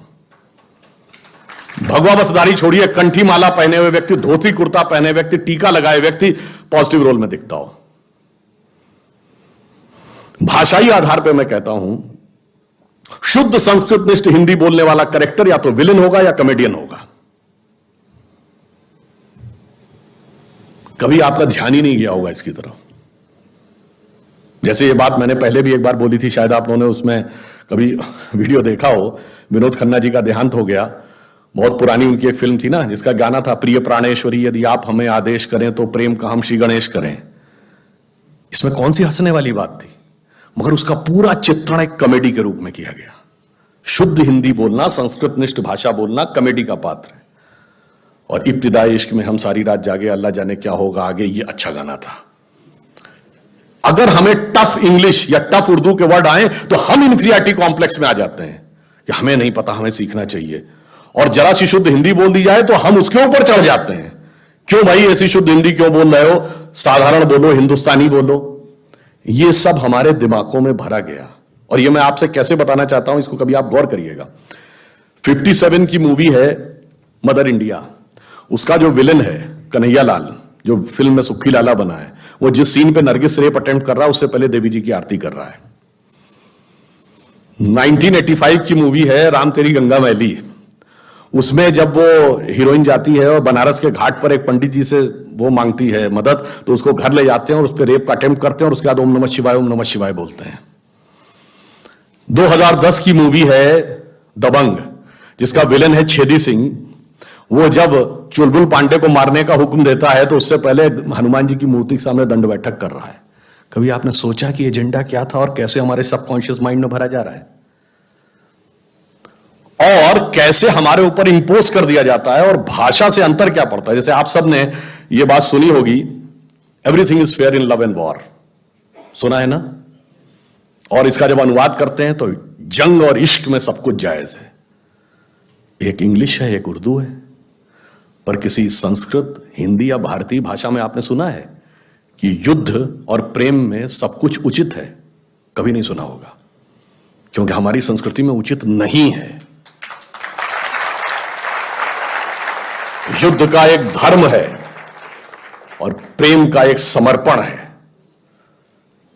अगर आप ये कह देंगे जो कहते थे everything is fair and love and वार, तो वहां आतंकवाद भी होने लगा, क्योंकि फिर वो भी जायज है। और जो कहते हैं कि लव में सब कुछ जायज है, तो फिर एसिड भी फेंका जाने लगा। इसलिए जब आप भाषा छोड़ते हैं तो आप वो संस्कृति छोड़ते हैं, और वो आपके मानस पर कैसा प्रभाव डालती है आपको पता ही नहीं लगता। इसीलिए मैं कहता हूं, फिल्मों में पहले उर्दू मिक्स हिंदी बोलता था कोई नायक, अब जो है इंग्लिश मिक्स हिंदी बोलने लगा। वो हमारे दिमागों पर क्या असर डालती है, ये हमें समझ में नहीं आता है।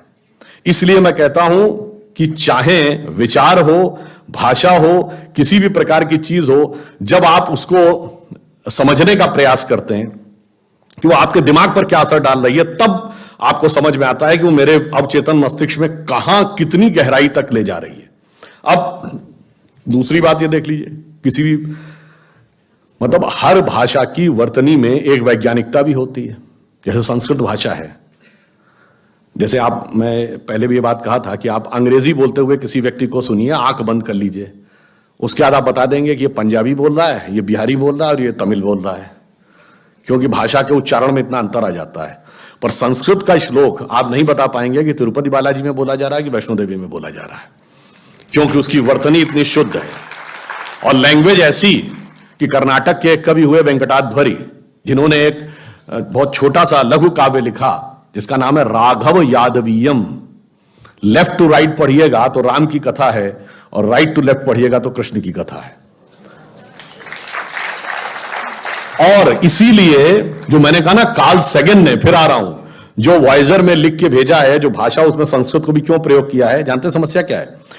बाकी लैंग्वेजेस की जो व्याकरण है वो शब्द आधारित है। Ram goes to house is a correct sentence, house goes to Ram is a wrong sentence. पर संस्कृत का व्याकरण शब्द आधारित है। रामा गच्छति गृहे, गृहे गच्छति रामा, गच्छति रामा गृहे एक है।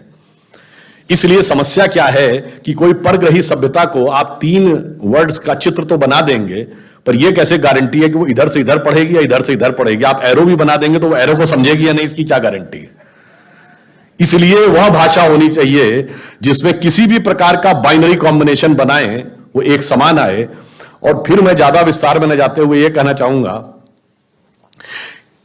कि ये सारी बातें विदेश में सीखी जा रही हैं और हमें भड़काया जा रहा है कि तुम अपने धर्म ग्रंथ मत पढ़ो, ये सब बैकवर्डनेस है, इसके अंदर सिर्फ झूठ, पाखंड, भेदभाव के अलावा कुछ नहीं है। और विदेश में क्या हो रहा है, कोलंबिया यूनिवर्सिटी में जाइए तो प्लास्टिक सर्जरी का जनक सुश्रुत को बाकायदा एस्टेब्लिश किया गया, जाके वेबसाइट पे चेक कर लीजिएगा। और उसका सूत्रपात कहां से है? महाराष्ट्र की धरती से। सन 1794 में लंदन से एक मैगजीन निकलती है जिसका नाम है द जेंटलमैन। उसमें दो डॉक्टर हैं, थॉमस क्रूजो और जेम्स फिंडले। उन्होंने ये लिखा, एक पेपर पब्लिश किया कि सन 1793 में पुणे में उन्होंने देखा कि एक व्यक्ति जो टीपू सुल्तान की फौज में काम करता था, उसकी नाक काट दी गई थी और उसके मस्तक की खाल निकालकर नाक के ऊपर सेट करके नाक को दोबारा पुराने जैसा कर दिया गया। और करने वाले, महत्वपूर्ण बात क्या है, कुम्हार जाति के लोग हैं, जिनको आज ओबीसी कहा जाता है। यह किसमें लिखा हुआ है? ये लंदन की द जेंटलमैन मैगजीन में 2 अंग्रेज लिख रहे हैं, इसमें कोई भारतीय नहीं और संघी भाजपाई तो कोई नहीं है। और इसके आधार पर मेलबर्न यूनिवर्सिटी और कोलंबिया यूनिवर्सिटी दोनों ने सुश्रुत को इसका जनक माना है, और जिसमें 1100 से अधिक डिजीजेस का वर्णन है, 180 चैप्टर्स हैं, बहुत सारी चीजें हैं, सारा डिटेल है। मगर हमारे यहां कहा जाता है कि नहीं, उसमें सिर्फ धूर्तता, पाखंडता और कुछ नहीं है। ये जो समझाने का प्रयास किया जाता है, इसलिए ये इसलिए समझने की जरूरत है कि भाषा के अंदर कितना ज्ञान और कितनी गहनता है। अब आप एक छोटी सी बात समझिए, भाषा के अंदर जो साहित्यिक प्रभाव है, कहते हैं ना Kalidas was a Shakespeare of India. अरे भाई, कोई तुलना है? शेक्सपियर इतने 100 साल के बाद हुआ, कालिदास से क्या तुलना? और तुलसीदास ने 1,40,000 से अधिक शब्दों का प्रयोग किया है, और जहां तक मैंने पढ़ा था शेक्सपियर ने शायद 18-19,000 शब्दों का प्रयोग किया है। तुलसीदास से तुलना नहीं शेक्सपियर की, कालिदास से क्या तुलना करने लगे? जिस जिस प्रकार की सुंदर उपमाएं हैं, जिस प्रकार की, मतलब आपको शायद ये पता हो कि Sanskrit is the mother of all languages, किसने कहा था? किसी इंडियन ने नहीं कहा था। विलियम जोन्स, जो कि कलकत्ता हाईकोर्ट के जज थे, जिन्होंने Royal Asiatic Society of Bengal बनाई, उन्होंने कहा। उन्होंने सबसे पहला कौन सा ग्रंथ ट्रांसलेट किया और क्यों वो आकर्षित हुए? कालिदास का अभिज्ञान शाकुंतलम का मंचन हो रहा था, उसमें जो शकुंतला की विदाई का दृश्य दिखाया जा रहा था, वो देख के कुछ वहां पे कोई लोग थे जिनको टूटी फूटी अंग्रेजी आती थी, उन्होंने बताया तो उपमाएं सुनकर इतने प्रभावित हुए विलियम जोन्स, उनको लगा ये मुझे रियल में पढ़ना चाहिए, ओरिजिनल भाषा में। तब उन्होंने बड़ा जुगाड़ करके संस्कृत सीखी, कि उनको कोई संस्कृत सिखाने को तैयार नहीं था। उसने कहा कि भाई ये म्लेच्छ है, इनको थोड़ी सिखाएंगे संस्कृत। तो उन्होंने सीखी और फिर अभिज्ञान शाकुंतलम और विद्याधर का हितोपदेश, जिसको यूरोप में फेबल्स ऑफ द बीदा पाई कहते हैं, क्योंकि विद्याधर वो बोल नहीं पाते थे, वही व्याकरण वर्तनी का अंतर आ जाता था। तो उसको उन्होंने ट्रांसलेट किया, और जब उसने ओरिजिनल पढ़ी तो विलियम जोन्स ने लिखा है कि उसको पढ़ने के बाद, खासकर अभिज्ञान शाकुंतलम के चतुर्थ सर्ग में शकुंतला के विदाई के दृश्य में जो उपमाएं दी गई, मैं परप्लेक्स्ड हो गया कि ह्यूमन माइंड का इमेजिनेशन इतना ऊपर हो सकता है। मगर वो हमारे यहां कभी उस चीज से एकदम काट दिया गया। मैंने एक, मतलब मुझे पूरी कविता नहीं याद है, कहा जाता है कि कालिदास अंतिम समय में जब वो श्रीलंका गए, एक जनश्रुति है, तो वो एक गणिका के यहां चले गए थे। उसने कहा राजा ने वो दी है समस्या पूर्ति, तो उस पर कविता बनानी होती थी। तो राजा ने समस्या पूर्ति ये दी थी, कमले कमलोत्पत्ति श्रूयते न तो दृश्यते, यानी कमल के ऊपर कमल उगता है, ये सुना जाता पर दिखाई तो नहीं पड़ता। कालिदास ने कहा बस, वो पूरी कविता मुझे नहीं याद है, उन्होंने एंड यहां पर किया कि पहली लाइन थी कमले कमलोत्पत्ति श्रूयते न तो दृश्यते, अंत में उन्होंने कहा बाले तव मुखाम्बुजम कस्मिद इंदीवरद्वयम। अंबुज कहते हैं कमल को। यदि यह नहीं दिखाई पड़ता तो तुम्हारे कमल रूपी मुख के ऊपर दो कमल रूपी नयन कैसे दिखाई पड़ रहे हैं? अब बताइए किस ढंग से उन्होंने उस पूरी समस्या पूर्ति को कर दिया। मतलब मैं आज की पीढ़ी के लिए कहता हूं, मतलब मैं तो कह रहा हूं भैया, तुमको बहुत प्यार मोहब्बत और इसकी बात आती है तो तुमको क्या याद आता? लैला मजनू, सीरी फरहाद, सलीम अनारकली, जोधा अकबर, यही याद आते हैं। मेरे भाई अगर उसमें भी पढ़ना है, पढ़ लो दुष्यंत शकुंतला की कहानी, स्वप्न वासव दत्ता, राजा उदयन और वासव दत्ता, चंद्रापीड़ की कथा, और जिस प्रकार की उसमें कथाएं हैं। अगर आप मालविका अग्निमित्र और मालविका की प्रेम कथा, मैं दावे के साथ कहता हूं कि जिसको आप शेर व शायरी कह के बहुत प्रभावित हो जाते हैं, ये उसके आगे कुछ नहीं लगेगी, इतनी गहरी उपमाएं उसके अंदर।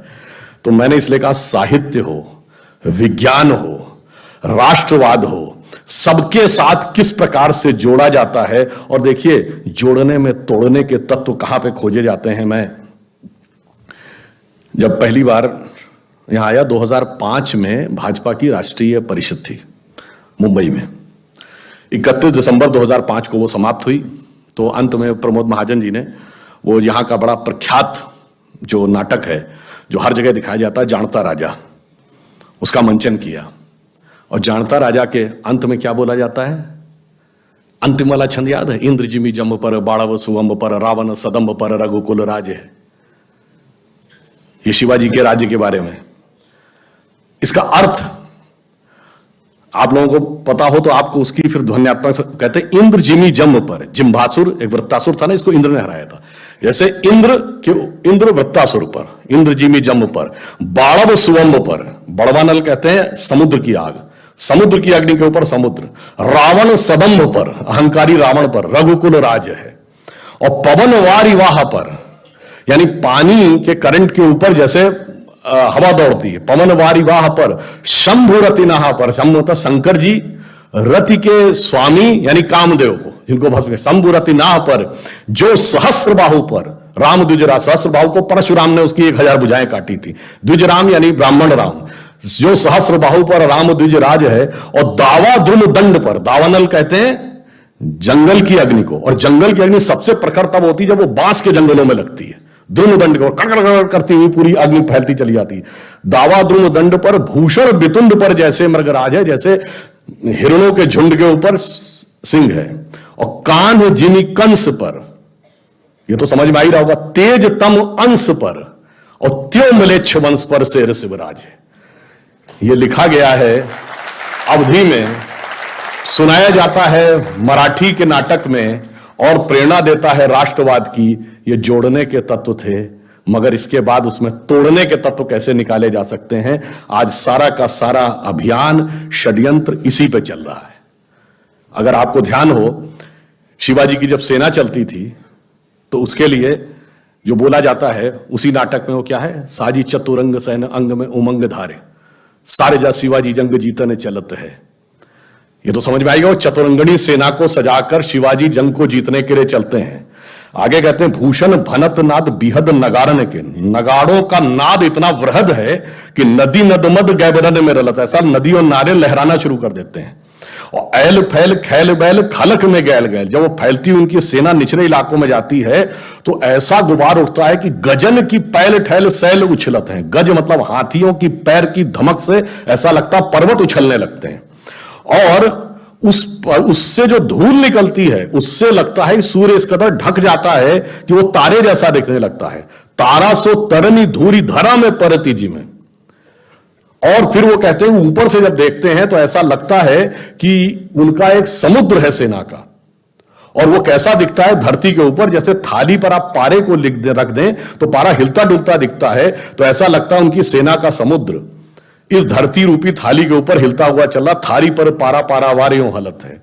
अब ये तो अर्थ बताया, मगर इसी को जब पूरे धुन में गाया जाता था, जो उसकी रिदम थी, उसको आप सुनिए तो आपको एक अलग अनुभूति होती है। क्या कि साजी चतुरंग सैन अंग में उमंग धार, सारजा शिवाजी जंग जीतने चलत है, भूषण बनत नाद बिहद नगारन के, नदी नद मद गैबरन में रलत है, एल फैल खैल बैल खलक में गैल गैल, गजन की पहले ठैल सैल उछलत है, और तारा सुतरनी धूरी धरा में परती जी में, थारी पर पारा पारा वारियों हलत है। अब बताइए इससे बढ़िया रैप मिलेगा कहीं? इससे ज्यादा टंग ट्विस्टर कोई मिलेगा कहीं? इससे ज्यादा राष्ट्रवाद की प्रेरणा मिलेगी कहीं? इससे ज्यादा उत्साह मिलेगा? उसकी बजाय अंग्रेजी के आतुकांत शब्दों को जोड़कर रैप बनाते हो। मेरे भाई, भाषा की महानता देखो, संस्कृति की विराटता देखो, उसके अंदर मिलती हुई प्रेरणा देखिए, तो सारी की सारी चीजें आपको एक साथ नजर आती हैं। इसलिए मैं अंत में यह कहना चाहता हूं, फिर भी कुछ चीजें बहुत ध्यान रखने की होती हैं। जानते हैं क्या होता है? हमारे सारे धर्म ग्रंथ कुछ प्रेरणा देते हैं। जब माता सीता का हरण करने के लिए रावण आया था तो आसुरी वेश में आया था क्या? साधु का वेश बना के आया था। तो अक्सर आसुरी शक्तियां साधु का आवरण ओढ़ के आती हैं। वो अपने को कहती हैं हम लिबरल हैं, ह्यूमनिस्ट हैं, हम तो ओपननेस की बात करते हैं, फ्रीडम ऑफ स्पीच की बात करते हैं। और इतनी मजेदार बात यह है कि इसमें सबसे ज्यादा जानते कौन सी दो शक्तियां एक हो जाती हैं जो सीए के आंदोलन से आते? देखो, लेफ्ट लिबरल कम्युनिस्ट और कम्युनिस्ट और फंडामेंटलिस्ट मुस्लिम। और मजे की बात यह है कि आप दुनिया में एक कम्युनिस्ट देश बताइए जहां तोप लगा के मस्जिदें न उड़ाई गई, चाहे रशिया हो या चाइना। और एक मुस्लिम देश बता दीजिए जहां कम्युनिस्ट पार्टी प्रतिबंधित ना हो। आजा चलिए, एक कम्युनिस्ट देश बताइए जहां फ्रीडम ऑफ स्पीच हो, और एक मुस्लिम देश बताइए जहां फ्रीडम ऑफ स्पीच हो। तो गजब है साहब। पूरी दुनिया में जो एंटीथीसिस है फ्रीडम ऑफ स्पीच और लिबरलिज्म के, और इतना ही नहीं, एक दूसरे से ऐसे दुश्मनी है, मतलब उसको शब्दशः न लिया जाए, मैं प्रतीक में कह रहा हूं, सांप नेवले की लड़ाई है।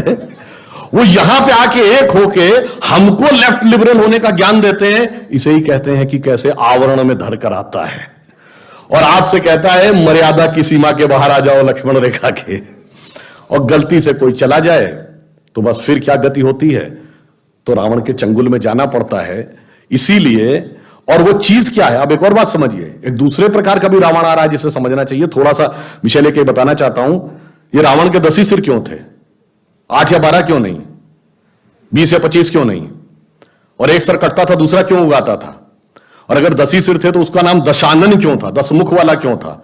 10 शीश, 10 ग्रीव, 10 कंधर, 10 उदर क्यों नहीं था? एक्चुअली में रावण के 10 सिर 10 इंद्रियों के प्रतीक हैं, और दशानन इसलिए कि 10 इंद्रियों की खुली हुई बहिर्मुखी पिपासा, the extrovert tendency of all the 10 senses. एक सर कटेगा, दूसरा उगाएगा। इसका अर्थ क्या हुआ कि एक किसी इंद्रिय की इच्छा पूरी करो, immediately it get repressed by other, even God can not stop it. इसलिए यानी क्या है, वही जो आजकल कंज्यूमरिज्म, मार्केटिज्म बच्चों को पढ़ा रहा, दिल मांगे मोर और चाहिए, हर गाड़ी भी चाहिए, ये भी चाहिए, तो 3 प्रकार की ड्रेसेस चाहिए, 6 प्रकार की स्ट्रिप्स चाहिए, जूते अलग प्रकार के चाहिए, फिर ये भी खाने में चाहिए, 56 प्रकार की आइसक्रीम चाहिए, वगैरह वगैरह।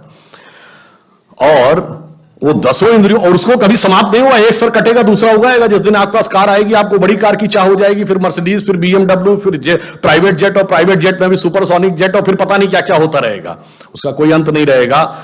तो आखिर में उसको समाप्त कौन करेगा? धर्म की स्थापना कैसे होगी? राम समाप्त करेंगे। राम शब्द का अर्थ है रमन्ते इति रामा।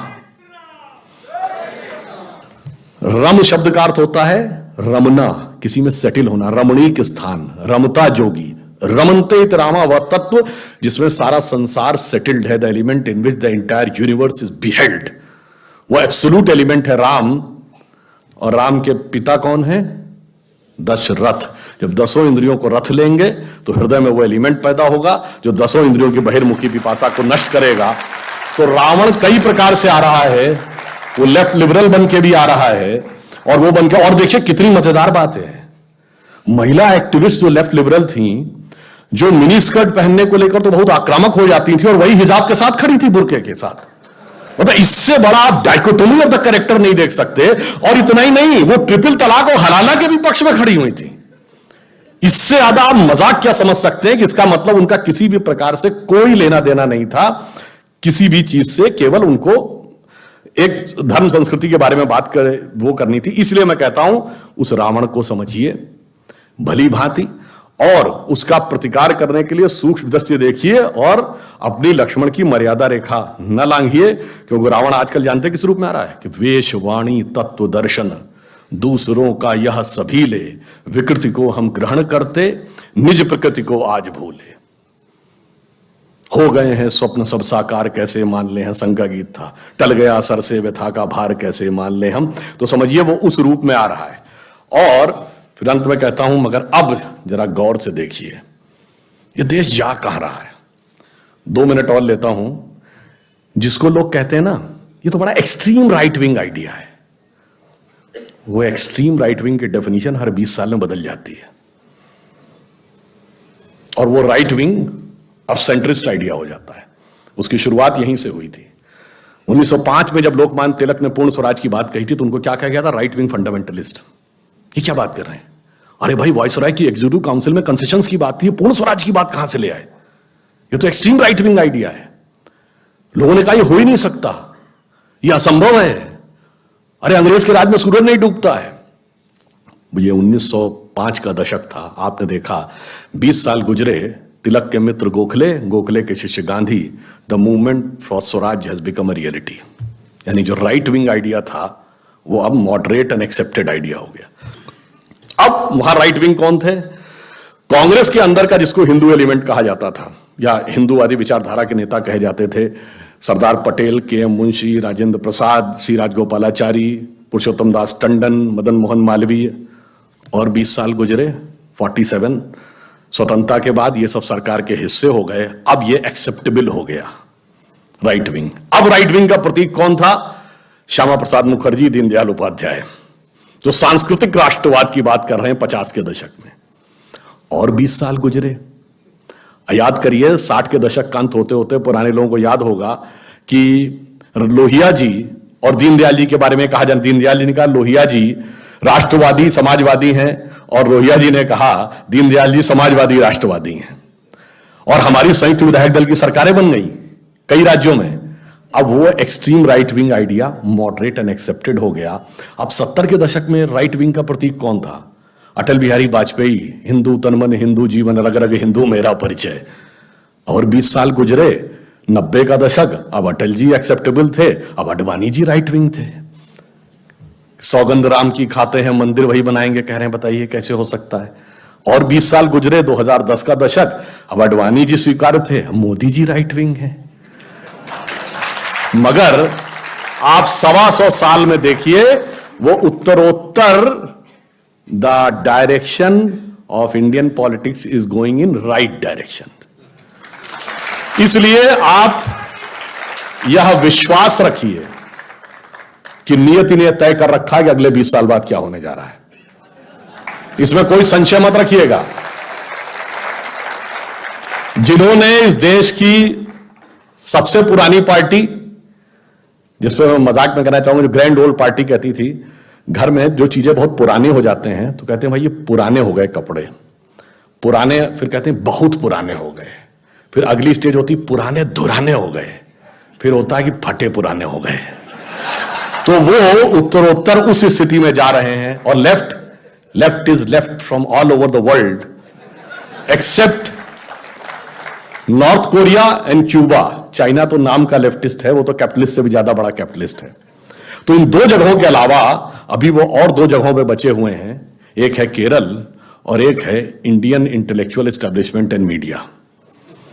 क्योंकि लास्ट में जिसे कहते हैं रस्सी जल गई पर बल नहीं गया, आज एक भी सांसद नहीं है, पर एस्टेब्लिशमेंट पे आज ऐसा कब्जा है कि जो कश्मीर फाइल्स में वो डायलॉग था ना, उसको गंभीरता समझने की बात है। सरकार भले ही उनकी हो, सिस्टम हमारा है।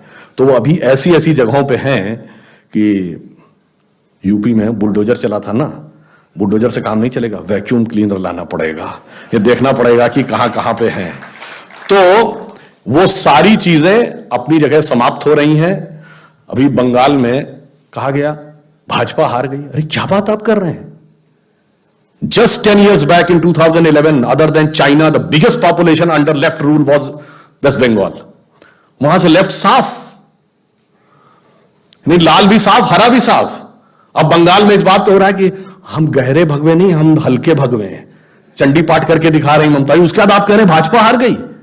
साहब इतना बड़ा वैचारिक परिवर्तन आया, और कम्युनिस्टों का कितना बड़ा पतन आया। जो कहते थे धर्म एक अफीम है, वो फुरफुरा शरीफ के गद्दी नची पीरजादा अब्बास सिद्दीकी के सजदे में गठबंधन कर लिया बंगाल में धर्म गुरु के साथ।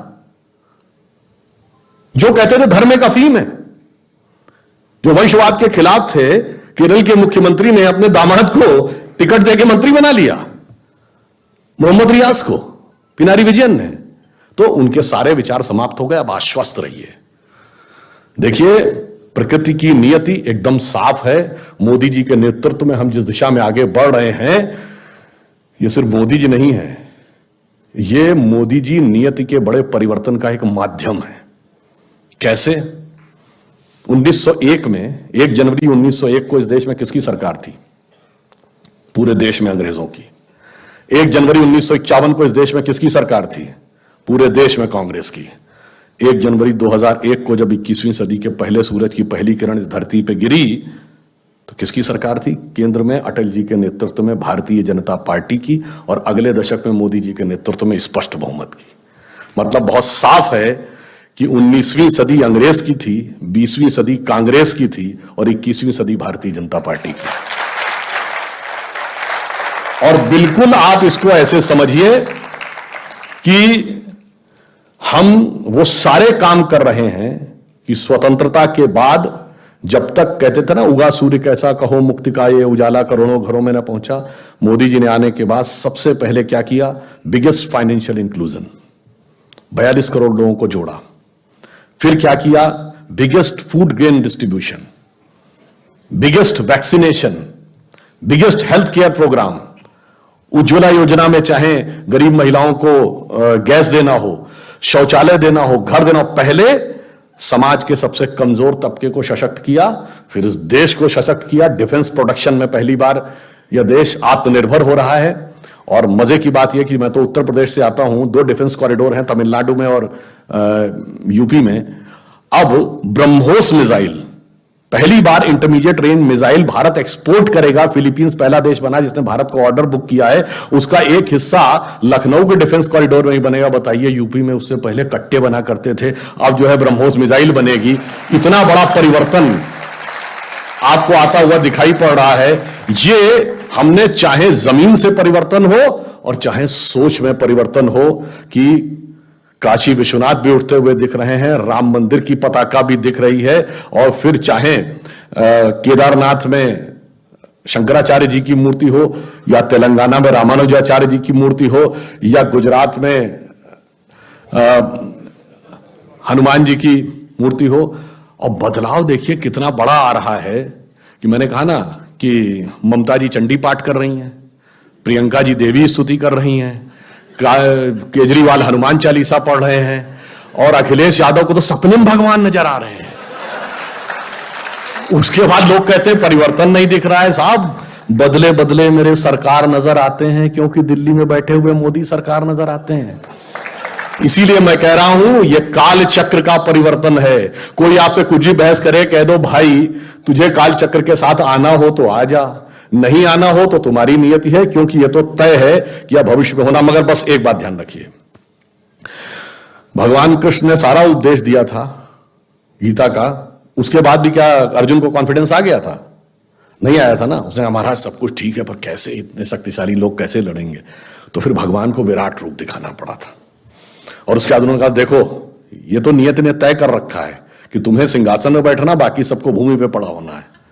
तो उन्होंने कहा महाराज जब ये तय है तो फिर आप पलक झपकाइए, मैं सिंहासन बैठा हूंगा और बाकी भूमि पे होंगे, फिर काहे बात का रक्तपात? उन्होंने कहा तय तो है, पर मिलेगा कर्म के सिद्धांत के अनुसार ही।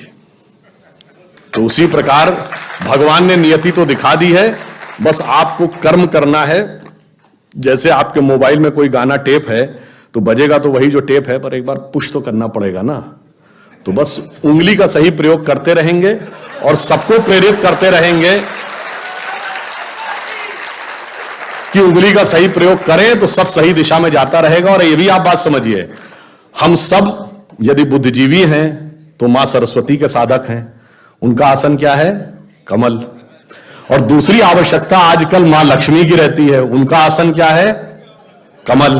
तो कमल जितना मजबूती से खिला रहेगा, समझिए उतना ही सरस्वती जी और लक्ष्मी जी दोनों की कृपा रहेगी। तो इसमें आप इसको विधिवत समझिए। और एक और जो परिवर्तन आया देश में वह भी समझिए कि इससे पहले हमें सॉफ्ट स्टेट माना जाता था। हमें यह माना जाता था कि मतलब दुनिया में कहीं होता है बड़ा ताकतवर छोटे कमजोर को सताता है, यहां छोटा कमजोर हमको सताता था, हम सिर्फ ये कह रहे थे मुझे सताया जा रहा है। अब मोदी जी ने आने के बाद वो खत्म कर दिया और उन्होंने दिखा दिया कि द एरा ऑफ इंडिया जो सॉफ्ट स्टेट इज ओवर। चाहे सर्जिकल स्ट्राइक हो या बालाकोट हो, जो परिवर्तन आया वो इतना बड़ा परिवर्तन आया कि पहली बार पाकिस्तान की नेशनल असेंबली में इमरान खान ने कहा कि जो बालाकोट में इन्होंने किया उससे ज्यादा खौफनाक करना चाह रहे हैं। याद करिए, शाह महमूद कुरैशी ने कहा कि आर्मी चीफ, ये पाकिस्तान के नेशनल असेंबली में बोला है कि आर्मी चीफ आए और उनके पैर कांप रहे थे, उन्होंने कहा खुदा का वास्ता अभिनंदन को वापस कर दीजिए वरना शाम तक इंडिया अटैक कर देगा। इतना बड़ा परिवर्तन कभी देखा था? ये क्यों हुआ? क्योंकि हमने भगवान के सब रूपों की आराधना की है। वो रूप क्या है? बहुत दिन हम सुने थे, ठुमुक चलत रामचंद्र बाजत पैजनिया। ये हम लोगों ने सबने बचपन में ये सुना है। हमने वो भी रूप देखा, तो अब जरूरत पड़ने पर तो ये भी रूप दिखेगा कि धमक चलत रामचंद्र हालत लंकनिया। इसलिए सब कुछ तय है, आश्वस्त रहिए। और हमारे पास नियति ने एक ऐसा नेतृत्व भी दे रखा है मोदी जी के रूप में, जिसने यह प्रण लिया है और आप सब उस प्रचारक जीवन में हैं। मैं ये कह के बात समाप्त करता हूं कि भगवान शंकर, आजकल ज्ञान व्यापी का विषय ही चल रहा है, भगवान शंकर ने तो कंठ धारण करके, कंठ में विष धारण करके जगत का कल्याण किया था। और तो शायद उन्हीं का व्यक्तित्व हम सबको प्रेरणा देता है कि मैं मधु से अनभिज्ञ आज भी जीवन भर विषपान किया है। ये संघ की कविता हम सबको याद होगी और लिखी अटल जी ने, ये और भी अप्रासंगिक हो जाती है। और चरितार्थ मोदी जी कर रहे हैं कि मैं मधु से अनभिज्ञ आज भी जीवन भर विषपान किया है, किया नहीं विध्वंस विश्व का आजीवन निर्माण किया है। वनवासी हूं दीन दुखी मानव के दिल में रहता हूं, सन्यासी हूं पर वैभव से दुनिया की झोली भरता हूं।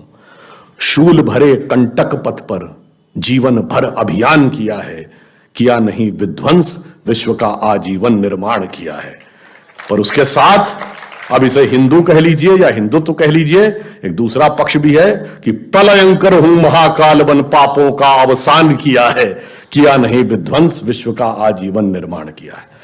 इसलिए मैं ये कहते हुए अपना निवेदन समाप्त करता हूं कि हमारा स्वर्णिम भविष्य प्रतीक्षा कर रहा है। गौरवशाली अतीत हमें प्रेरणा दे रहा है। गौरवशाली था भूत, भविष्य भी महान है अगर संभालें आप उसे जो वर्तमान है। धन्यवाद।